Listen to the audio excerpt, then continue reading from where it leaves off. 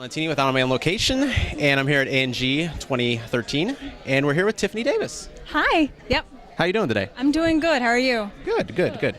So, how did you first get started in the world of cosplay, and were you an anime fan at first? Actually, the way I got started in anime and cosplay was I actually started watching not until I was in college. So I'm a little bit later to it than a lot of people, but the first anime I ever saw was Ghost in the Shell, and as soon as I went to my first convention, I was not in cosplay or anything like that, but I immediately looked around and was like, there are people in costume. And the theater kid in me came out and I was like, wait, I can be dressed up in costume as these awesome characters? This is amazing. So that's how I really got started.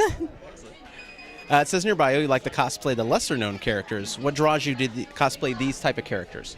I don't know. You go to conventions and you see a lot of people just dressing as the same characters over and over again, and that's fantastic. But sometimes, like, one of my favorite characters that I dress as is Asa Shigure from Shuffle, and not a lot of people actually do that anime at all. But whenever a fan comes up or anything and they know what that anime is and they see you, that makes it all worth it. Because they'll just run up and hug you because they never see a character like that. So I like to give the lesser known ones a little bit of love because not everybody does. When working on cosplay, what is your longest project and then your shortest project? I would say my shortest is what I'm wearing today. Today I am Shauna from Shakugan no Shana, and I wasn't sure what I wanted to wear, and I literally just wanted to put something new together, and I just found out that the series is going to be re-released. A second season is going to be released, so I thought I'd do this for that. And then in terms of my longest project, I would say probably either Motoko Kusanagi from Ghost in the Shell, because I had to deal with all neoprene for that costume. So the whole thing's just neoprene, and trying to sew it or anything is a pain, and everything's been built in, the bra and everything like that. So that would probably be the most difficult. And then the leather jacket. So, yeah. Did you feel you took more time with that cosplay because it was one of your first ones and favorites? Absolutely. I've actually done that costume twice now. And so the first time, it was the first costume I did, and I was like, kind of rough. It's always your first one. It's pretty rough. And then the second version I did, which was the neoprene version, I took a lot of time in actually deciding what I wanted to use as a base material. So a lot of people would use satin or other things like that. So I actually had to order in neoprene for the material, for the costume. A lot of cosplayers deal with two tactical issues, those of wig issues and Wonderflex. How do you overcome these issues when coming up with your own cosplay? Wig issues, actually, I absolutely love wig issues. And the reason I say that is because the one that I'm probably most well known for is Sea Viper from Street Fighter 4. And that braid is actually an entire headpiece and goes down to my knee. And one major issue that I had when I was doing that is there was a giant piece of hot glue that just landed right smack dab in the middle of the wig. And so what I did, though, actually, I just wrapped more hair around it, and it became a base or a stabilizer for the rest of the wig. So it actually became one of the most beneficial things about my costume. So wigs I absolutely love, but when it comes to things like Wonderflex, or I haven't gotten to use Warbler yet, so that's the new one, but things like that, really trial and error over and over and over again, and hope you have enough budget to keep buying some more of it. What has been your favorite cosplay characters to date? You know what? It just kind of depends on my mood, really. In terms of characters I love is Ghost in the Shell, but cosplaying as her I won't do because it just gets way too much attention. But favorite character, I don't know. Actually, it's actually a comic character, Rogue from X-Men, because everybody seems to find me as Rogue, and so I absolutely love her. And then probably also Holo from Spice and Wolf. She's a little bit, again, that's another lesser known anime, but main character from it. But, you know, people see it and they automatically know who you are if they love the anime. So we were talking about this earlier. A great anime series where not as much cosplay for it. Actually, I just found one on Crunchyroll, and they just finished the series, and possibly my favorite anime I've seen in years. Yeah, it's called Shinsekai Yori, which translates from the new world. And the reason, like, the storyline is absolutely fantastic, and I've never had an anime that actually follows this storyline, because it's a whole new, imagine 1,000 years in the future, and everybody has psychic powers, but most of the world is already dead. And it's a very interesting plot line. But the reason I couldn't ever cosplay from it is because they literally, the main characters, they take you from when they're children in elementary school all through adulthood, but they change outfits every single episode.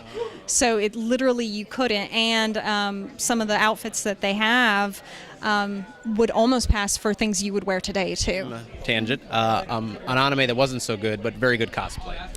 Yeah, there are definitely some that ones that maybe like, I don't know, when I first saw the design for Strike Witches, I thought that was really interesting, but then I tried to watch any of the anime and it was, can't do it. Can't do it. So sometimes I don't know if they try to appeal to the cosplayers out there, but then you have to have the storyline to back it up, or people like me, I'm just not interested. You also do quite a bit of cosplay judging. Tell us about this side of the convention for you. I have been cosplay judging for about 5 years now. I actually started judging back in Oklahoma, and I was judging for the main convention in Oklahoma City called AzumiCon, and they had known me for a while, so I've been doing that for at least 3 years. I really, really enjoy it, and I do it a lot at comic conventions too. This is the first anime one I've actually gotten to do in Ohio, but so far it's been absolutely fantastic.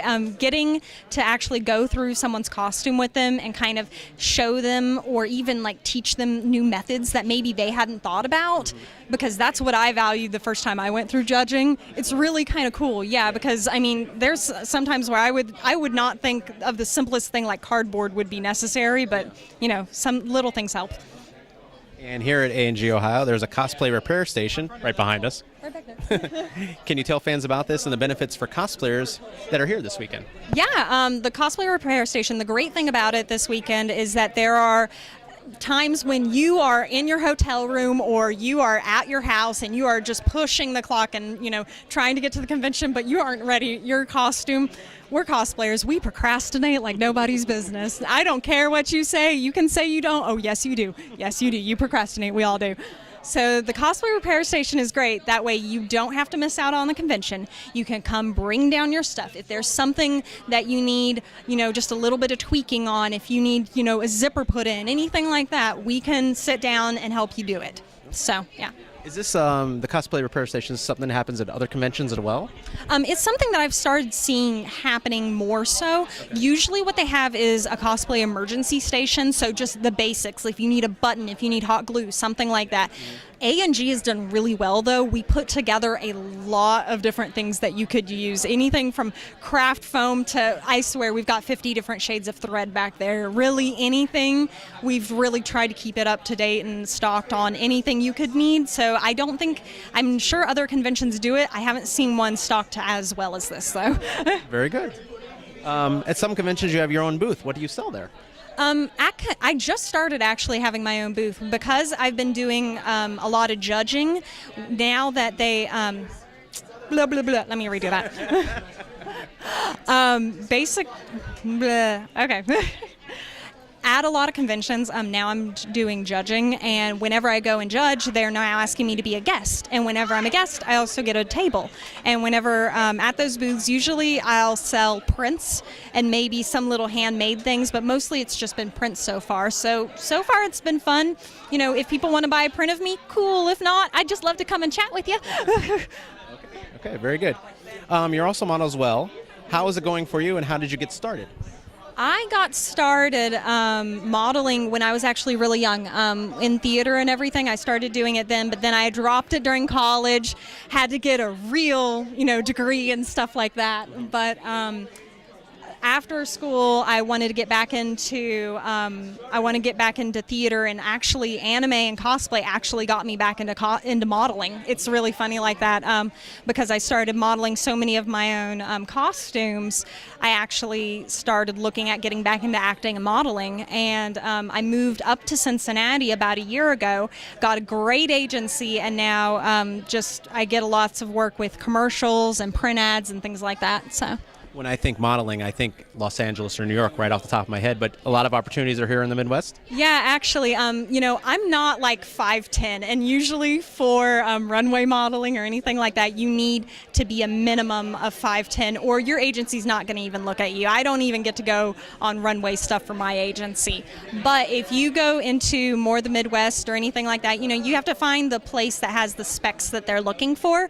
And in Houston, Texas, I didn't fit the specs, but here they're like, yes, we want a little redhead, feisty, little girl. That works. And so I get cast in a lot of stuff that's like kind of granola girl next door kind of stuff like that. But yeah, a lot of people don't just think LA and New York. Like those industries are great, but there are opportunities out here. And for me, Cincinnati has definitely been a good portfolio builder. If nothing else, it's been awesome.